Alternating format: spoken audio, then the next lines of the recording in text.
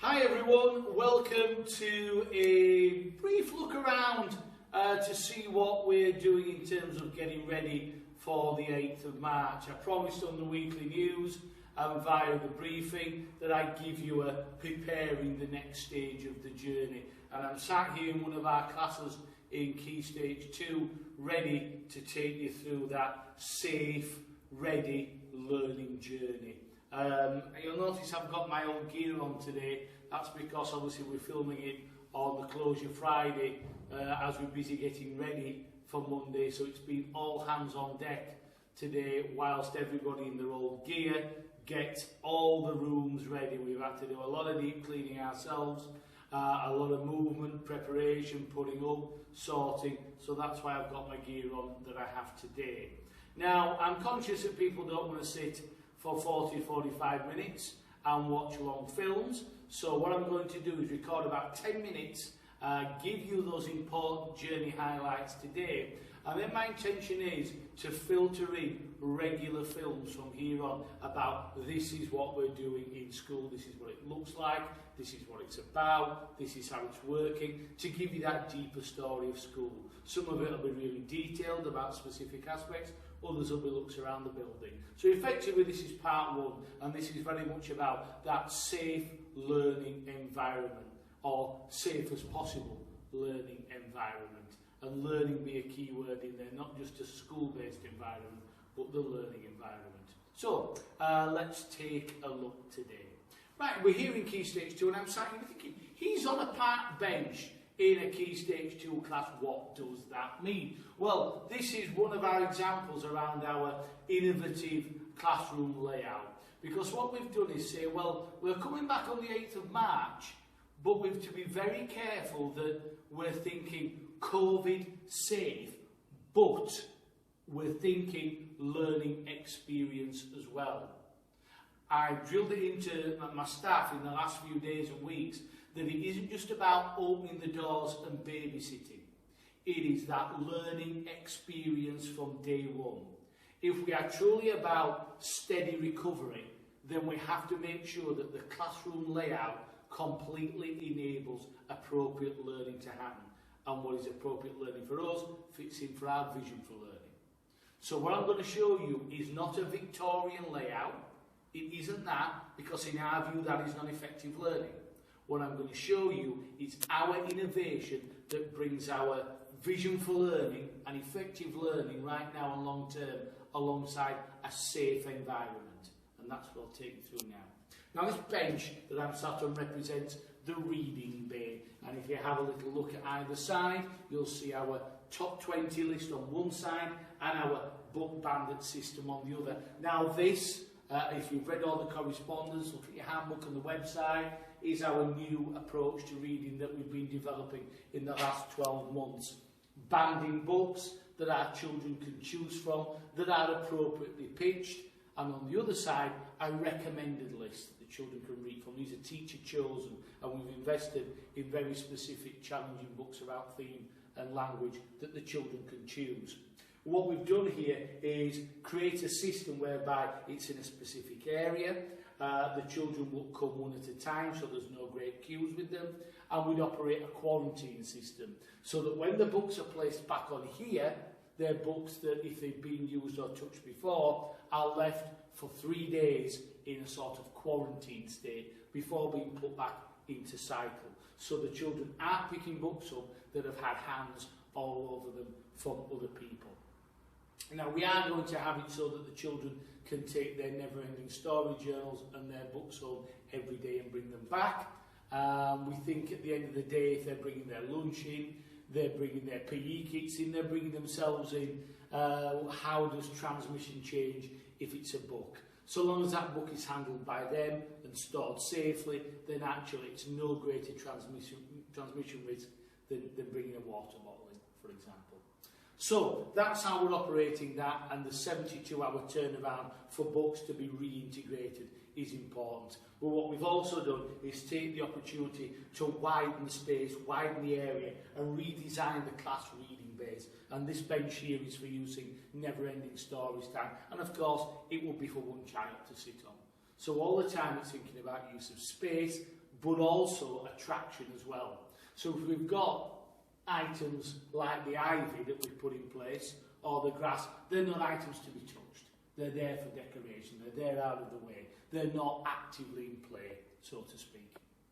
So, what I'm going to do from there is now move to a different stage of our typical classroom layout. And this principle stands for all of the classes in school. I happen to be in one room right now, but it stands for them all. Part of the reason why I can't go to all of them is because some of them are still being worked upon as we speak. So we're the first to be finished. So, our philosophy for our layout, the key element around this, is space, use of space. We had a Victorian layout in September when we returned fully. And to be honest with you, I was deeply concerned about the space between children. Even though they were back to back, they were crammed in, they were penned in, they couldn't get in, teachers couldn't monitor. It was not effective learning. And I don't believe it was the safest way to go about it. So we began to evolve something very different.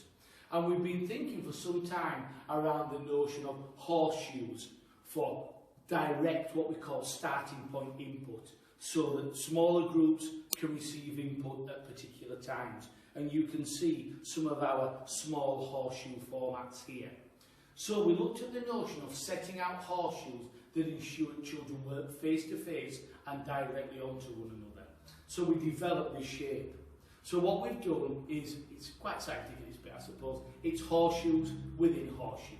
So you've got a giant U shape where the children will own the edge and the outskirts of the room, which means that it's accessible to them. They're not face on, they're not directly looking at each other, but yet they can move as they need to. They've got the space, they're not having to squeeze between tables like they were in a Victorian setting. But also, they've got direct access to teaching and learning. They're on the front row of learning. The teacher can directly engage and monitor with them at a safe distance, and they can do the same as well. The problem with row upon row Victorian seating is that unless you're in the front row or the middle, like in a theatre, you can be kind of hidden and lost, and the effect of learning becomes less as you move further and further back. We've tried to look deeper at ensuring that learning is right and there's an opportunity for it for all of the children. So you can see the horseshoe within horseshoe philosophy. Not only is that, we believe, as safe as possible and reducing transmission as much as possible, but it's maximising the type of learning that we are trying to push. The importance of all of our children being active, resilient, independent, and getting to them to address their starting points. We return on the 8th of March. We are learning from the 8th of March. And that's vital. It isn't just a token gesture to open school doors. We are committed to that full-on learning experience here at Mayfield. And that's vital that you know that. And we've designed an approach that is not just there for COVID-safe times, it is there as a philosophy for learning that we believe in and will be established and cemented throughout school over time. We're building something to last, and we're living within a climate that's going to be with us for some time. We're not thinking short term, we're thinking long term and problem solving at the same time. So that's how that area looks, and this outer region of the room belonging to the children. So then we step inside in what we call the inner horseshoe that we've designed. And this inner horseshoe is the space for the adults. The space where the adults will manoeuvre safely, they can't transmit to the children, and vice versa for them. We've effectively created a social distance horseshoe in the middle with a social distance horseshoe on the outside. We feel quite an innovative design, and we feel it has huge benefits beyond the COVID safety. So, right in the middle, we have something that we call the island. And the island is a development upon a philosophy I've used before. The idea being that resources are centrally stored, such as these here, and accessible, but they're accessible in a way that means individuals come up, collect, go away again. It isn't a mass gathering. In certain rooms, certain places, certain schools, you have to go all to one place at once and there's a crutch, and it's like being in a lift. Here we've not only got organisation, but it's accessible to small numbers. They can come, collect safely and go back again, meaning adults can step to one side while that happens. And then when children are sat, this space here, this U shape here, is controlled and managed completely by the adult and teaching assistant within the room. So we've created two set spaces. And what we haven't done therefore is put frightening levels of tape on the floor. Danger, don't go there. Quarantine. We want the children to come back and feel it's a learning experience in a school that's ready for them. We don't want it to look like an episode from some sort of horror movie. We want it to look like a positive classroom that has a positive learning environment. So rather than using tape, we cleverly used our tables and our furniture to design two safe layers. What we'll be doing then in those first 3 weeks back up to Easter is part of the recovery is practice routine, practice, practice, practice, practice all the time to make sure the children know how to move safely and how to access things such as the island safely. It's all very carefully thought through. And I've asked the teachers to make sure that in the 15 days up to Easter, it's about getting the children ready for the next step. Coming back and recovery is not just flooding children with knowledge from day one, or testing them, and we certainly won't be testing them at all. Instead, it's about readiness to learn, getting back into good routines, getting our brain energised and working, getting our bodies energised and working. I've likened it to pre-season training at football the next 3 weeks. That's when you do all your groundwork, so that when you start on day one, on the 12th of April for us, and you play your first opponent, you're ready. Your brain's ready, your body's ready, you know how you set out, you know your formation, you know your teammates, you know your lineup. That's really, really, really important. That's vital groundwork for recovery. What it isn't doing is start playing matches from day one. You build up. That is true recovery. You've got to start building groundwork again, and we know that. We know we've got a basis to build again, and we planned and we prepared for that. So all this layout element comprises those two elements all the time of long-term COVID transmission reduction and maximising a real recovery learning experience that fits with our overall vision for learning. The island is an important and interesting element of that, and we think the children will like it. And what we've done is safely added features that the children can't touch or reach. This is the island sign. It's just a nice feel for them. It's not transmitting anything, it's there, it's out of the way, and anything we've got is not something that's directly in use for the children. It's a bit of grass here or there, so we feel it's controlled what we put out there. But what we have done is give all the classes in school the same feel. All the way through we've got this, we like to call it a garden party feel, with the soft lighting and the hessian and the ivy and the grass, so the children feel there is a hole between school. So as they move from early years to year 1 to 2, 3, 4, 5, 6, they grow comfortable with that familiarity of environment. But what it isn't doing is aiding transmission. It's on the edges and it's out of the way and it's not effectively in play for the children. So we think that's really effective. Things such as this brain boxes here that we've established. We want the children very much to be hands-on when they come back and to be practical and to be discussing and to be problem solving, energising those brains once again. So we've established brain boxes and brain breaks within the school day with the intent of really energising the active mind again from the children, getting them up to speed quickly in terms of readiness for learning. And these have been designed with COVID safety. So the boxes are only touched by the children on a particular horseshoe. They've each got their own item that belongs to them that week. And then when it's passed on, it enters quarantine for a few days. And we've got a conveyor belt of these going through. So everything is about how is it touched, how is it moved, and as a result, it's COVID safe, or as COVID safe as anything can be. So even down to a Rubik's Cube is thought about how it's going to be picked up and used safely, but also how it's going to aid that recovery journey. So, next little bits and pieces, you'll see these easels in the middle. Now these easels relate to, again, teacher space, Inner Horseshoe, it's their area, it's their domain, and that's when they're giving direct input, but we've got the necessary spaces there for the adults and the children. So they can give direct input, they can be there on the front line, but a safe front line. And we've invested more money than ever in these small, what I would call small range easel learning tools, where teachers can give that direct input but at a safe distance. So all the time it's about sustainability, but safe learning sustainability. We've even developed new innovative reward systems, and you can see there how they're set up in space and how it will only be the teacher that moves our little reward system along, but they're very visible and appealing and attractive from a distance. So we've thought about the aesthetics as well as the touchability of things. That combination, that detail is there, even down to a tiny cartoon character. It's been thought about who's going to touch it, how aesthetic it is, and how accessible it is. Anything is about that. Even, as I said, things such as putting books out. We've thought very carefully about how should books be collected, where should they be stored. Up to Christmas, we had books on children's tables, and we're trying to reduce transmission and thinking actually we're stacking possible transmission on a table.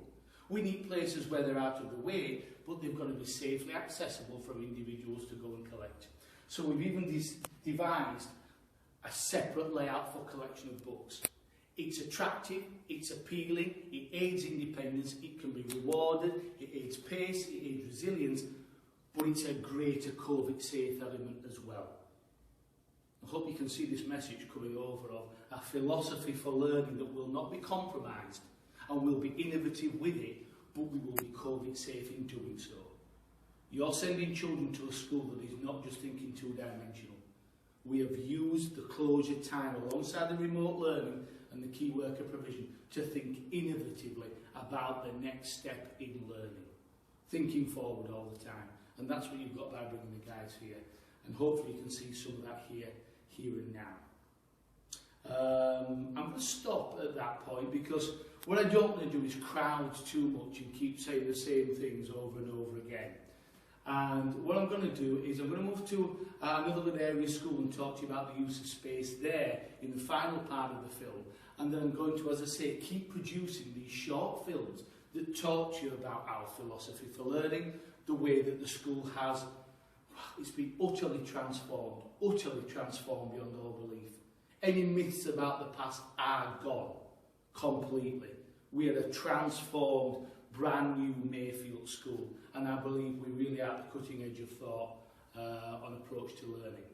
And I want you to see that in the coming weeks. So I'm going to continue making short films that do that, so you can see for your own eyes what it's all about. I want the opportunity to invite you in. I want open events so you can see this and work with the children. That's always been my plan, but it's been utterly destroyed, utterly destroyed. What I can do now is bring the school to you to some extent until we can open arms and welcome you back in. So I'm going to take you to a separate area to round off this short first film to show you what a more communal area in school will look like upon our return. So I'll see you in that next room in about that much time. So in the click of a fingers, we've now moved into the Pride of Mayfield corridor.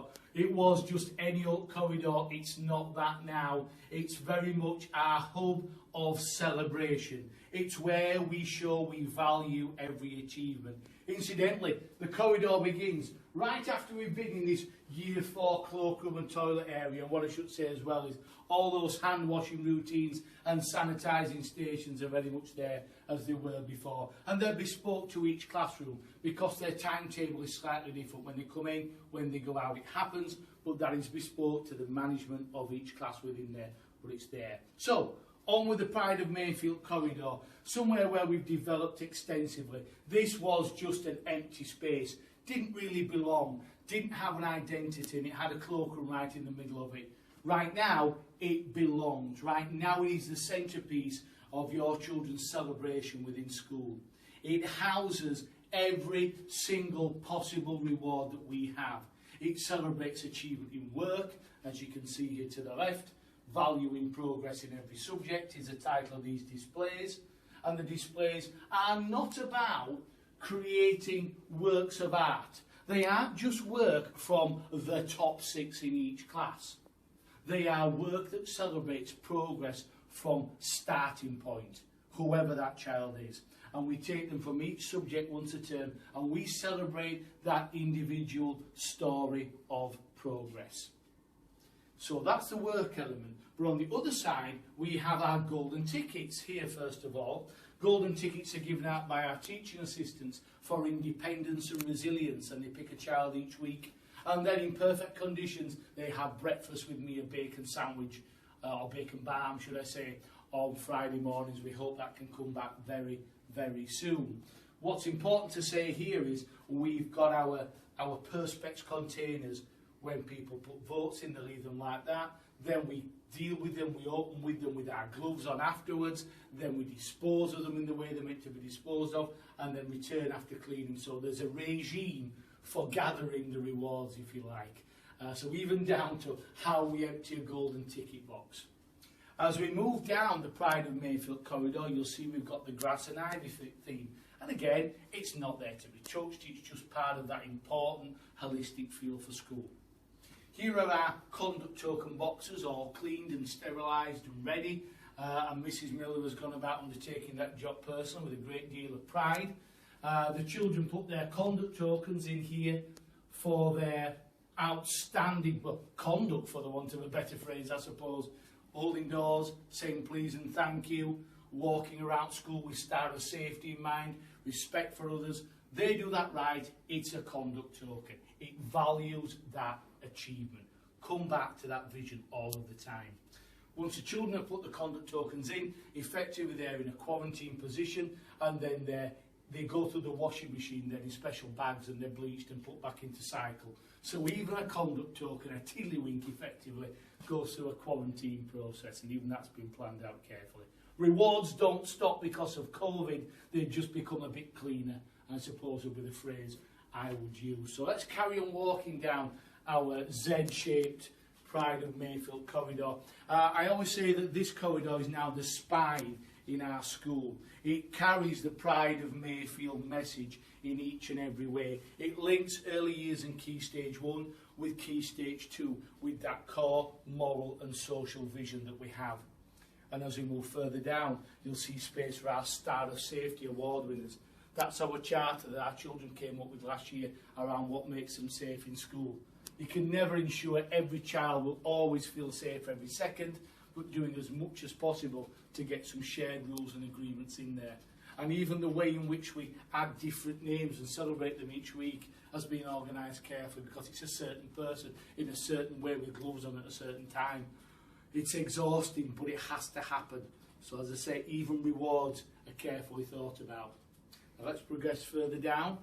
We have on here hotspot awards and pen licenses and so on. I'm conscious I won't show you the next part fully because we have some pre-existing names on there, and we're going out onto YouTube, so I don't want to show you too much detail of the next part, but that includes what we would call our Head Teacher Award winners, those who've shown particular high levels of conduct both in or out of school, and it has names on there. Effectively, we're creating a roll of honour of pride within our school.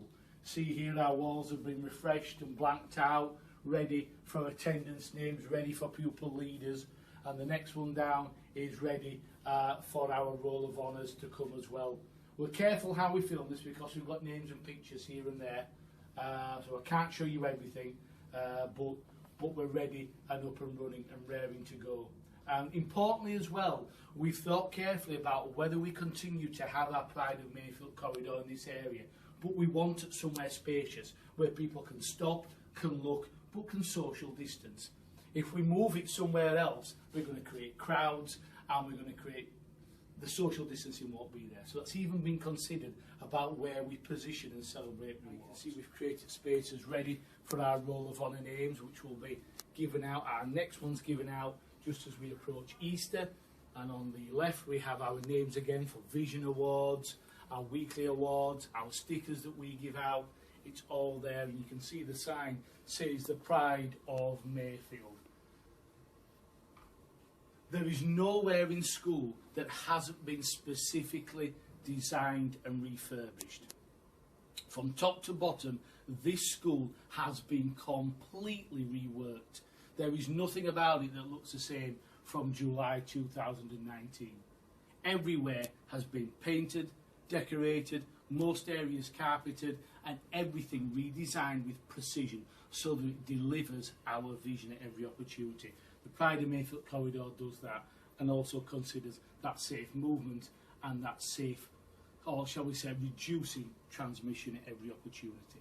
So let's just round off our journey just by heading down to our central carnival area, which I'll just head into there. So my cameraman, who's very good, you know, my cameraman, I'm going to head just through here while socially distancing as I do. I feel like Martin Brundle on the Formula 1 grid walk. That's how I feel at the moment. So this is our carnival area here.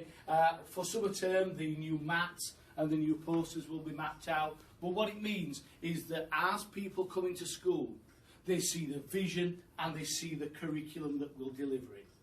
Then they head towards the Pride of Mayfield corridor and they can see the celebration of social and moral achievements. And then they head to the classrooms to show that vision in action, just as I've seen there. And at all times considering space, layout, safe movement and reducing that transmission. We're serious about safety, we've thought through every detail, and I mentioned even the smallest item being considered for washing and cleaning and routines. But we're also serious about what real recovery for learning is all about. It isn't just about opening a door and sitting in a Victorian setting. It isn't that. It's about proper recovery, that pre-season ready to absorb more and more and more. It isn't about a diet of 6 hours of knowledge or tutor catch-up that runs all the way through the summer. It's about being ready for the learning experiences. And that will be our first step. And we've set up those rooms to enable that. We believe what we're doing is long-lasting and as safe as possible. And what I'm going to do next time is take you through other aspects of school. And we'll build this into a series so that even though you can't come in, you will know about your child's school and the way in which Mayfield is breaking that traditional myth about what Mayfield is. We're so much more than that. It's opening the wrapper and it's looking inside, and we're trying to build a very special treat for the children. We hope you've liked that little look round. We hope it's the beginning of that open and transparent time, even though we can't bring you in. So, until Monday, take care, stay safe. I'll be around on the playground. Put your masks on in the playground. That's really important for me. The formats are the same. Keeping your bubbles at tea time. Have patience, have understanding, and be with us. And take care, and we're excited to open on Monday. I'll be in touch more with more news about your child's school very soon.